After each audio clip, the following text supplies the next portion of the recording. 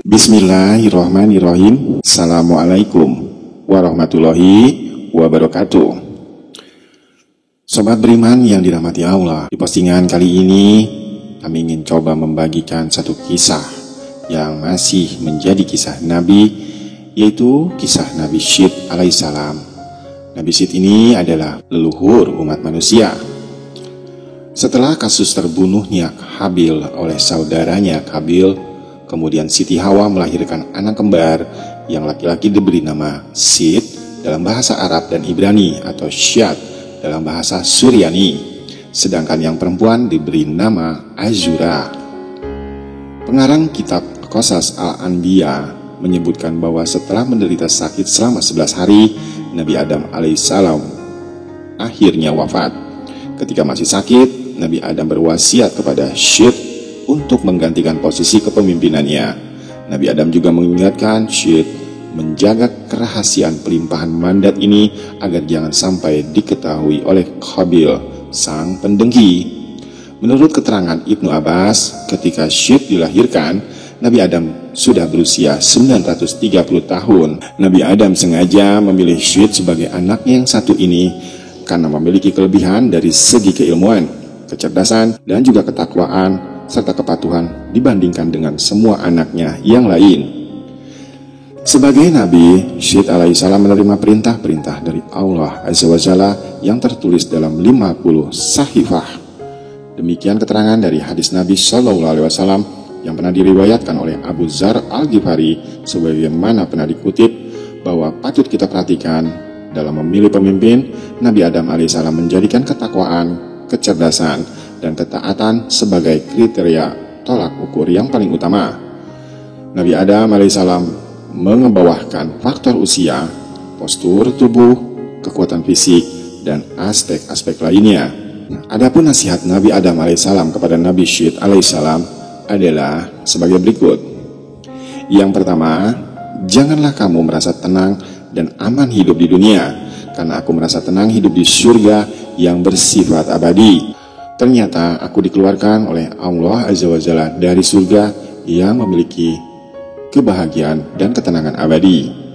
Yang kedua, janganlah kamu bertindak menurut kemauan Hawa, istri-istri kamu, karena aku bertindak menurut kesenangan Hawa istriku, sehingga aku akhirnya memakan pohon terlarang, lalu akhirnya aku menjadi menyesal seumur hidup.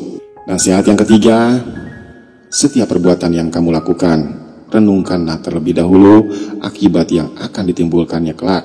Karena seandainya aku dulu merenungkan akibat suatu dari perkara, tentu aku tidak akan tertimpa musibah seperti ini. Nasihat yang keempat, ketika hati kamu merasakan kegamangan akan sesuatu, maka tinggalkanlah ia. Karena ketika aku hendak makan syajarah, hatiku merasa gamang, namun aku tidak menghiraukannya, sehingga aku benar-benar menemui penyesalan. Yang kelima, bermusyawarahlah mengenai suatu perkara, karena seandainya aku bermusyawarah dengan para malaikat, tentunya aku tidak akan tertimpa musibah diturunkan ke dunia. Dalam kisah lain dicetuskan bahwa Wahab bin Munabih mengatakan, ketika Adam alaihissalam meninggal dunia, Syed alaihissalam berusia 400 tahun. Dia telah diberi tabut atau tali, pedang, dan juga kudanya yang bernama Maimun yang telah diturunkan kepadanya dari surga. Apabila kuda ini meringkik, konon semua binatang yang melata di bumi menyambutnya dengan tasbih. Syed alaihissalam telah diwasiati untuk memerangi saudaranya yaitu Qabil. Dia pergi memerangi Qabil dan akhirnya perang itu pun berkecamuk. Itulah perang pertama kali yang terjadi antara anak-anak Adam di muka bumi. Dalam peperangan itu, Syed alaihissalam memperoleh kemenangan dan dia menawan Qabil. Qabil sebagai tawanan pernah berkata kepadanya, "Wahai Syed, jagalah persaudaraan di antara kita." Lalu Syed menjawab, "Mengapa engkau sendiri tidak menjaganya?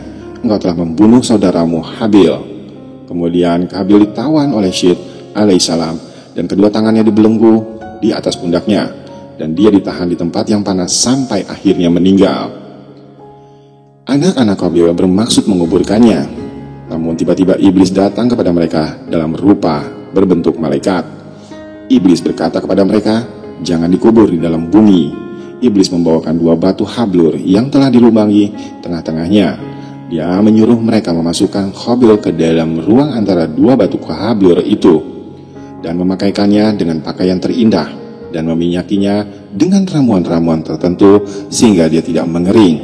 Lalu iblis menyuruh mereka menyimpannya di sebuah rumah dan diletakkan di atas kursi yang terbuat dari emas dan memerintahkan kepada setiap orang yang masuk rumah itu untuk bersujud kepadanya sebanyak 3 kali. Iblis memerintahkan kepada mereka untuk merayakan upacara setiap tahun untuknya dan berkumpul di sekitarnya. Kemudian iblis mewakilkan urusan ini kepada setan, dan setan itulah yang kemudian berkomunikasi dengan mereka sehingga manusia terus-menerus sujud kepada Qabil. Sementara Syed alaihissalam setelah dia menunaikan tugas yang memerangi Qabil, dia pulang ke negerinya dan menetap di sana sebagai juru pemutus yang adil di antara manusia. Wahab bin Munabbih mengatakan bahwa Hawa, istri Adam alaihissalam, meninggal di zaman anaknya Syed alaihissalam. Setelah meninggalnya Adam, Hawa tidak hidup lama, hanya setahun berselang dan akhirnya meninggal di hari Jumat dalam waktu yang sama ketika dia diciptakan. Diriwayatkan bahwa Hawa dikuburkan berdekatan dengan Adam alaihissalam. Setelah kepergian mereka, Allah Azza wa Jalla menurunkan 50 sahifah kepada Syed alaihissalam, dan dialah orang yang pertama yang mengeluarkan kata-kata hikmah. Dialah yang pertama kali melakukan transaksi emas dan perak, dan orang pertama yang memperkenalkan jual beli dan membuat timbangan serta takaran. Dan dialah juga orang pertama yang menggali barang tambang dari dalam bumi. Selanjutnya, Nabi Syed alaihissalam memiliki seorang anak laki-laki yang diberi nama Anusi. Di dalam kening Syed alaihissalam terdapat cahaya Muhammad SAW yang berpindah kepadanya dari Adam alaihissalam. Setelah Anusi lahir, cahaya tersebut berpindah ke keningnya. Oleh karena itu, Syed alaihissalam tahu bahwa ajalnya sudah dekat.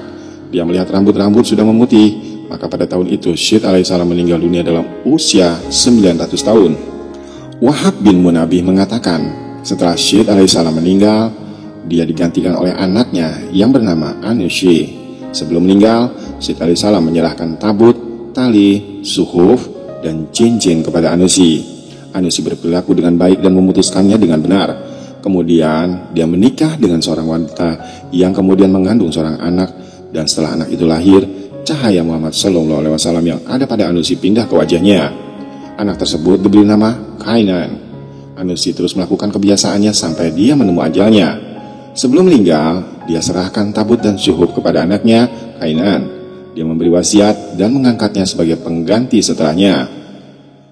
Setelah Kainan diangkat menjadi pemimpin setelah bapaknya, lalu dia muncul di antara manusia dengan adil, menjalankan perilaku yang baik, kemudian menikah dengan seorang wanita yang bernama Utnuk.